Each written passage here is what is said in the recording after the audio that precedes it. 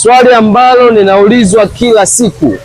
Wakati wa mvua kama huu, nyumba yangu inatengeneza fungus, chumvi chumvi na unyevu. Nyumba yangu inalika kwa chini. Je, ni material gani nitumie tofauti na tiles?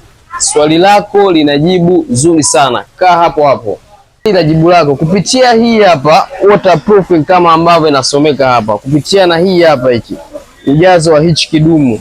Hivi pekee ndo vinavyoweza kwenda kusolve solution ya fungus kwa upande wa nyumba yako.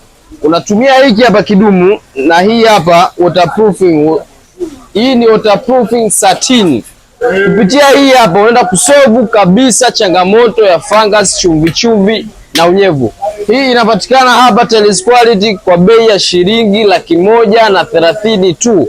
Unapata hivi vyote, kidumu chake na skimming powder yake. Waterproofing ndio suluhisho la chumvi chumvi, unyevu unyevu. Msimu wa mvua kama huu usiumize kichwa, usipate shida. Ndio uchukue hii hapa decoration ukaskimu ukuta wako wote, unaenda kuisolve moja kwa moja changamoto hiyo. Tupo Kariakoo Gerezani, mtaa Kiungani na Nyamwezi.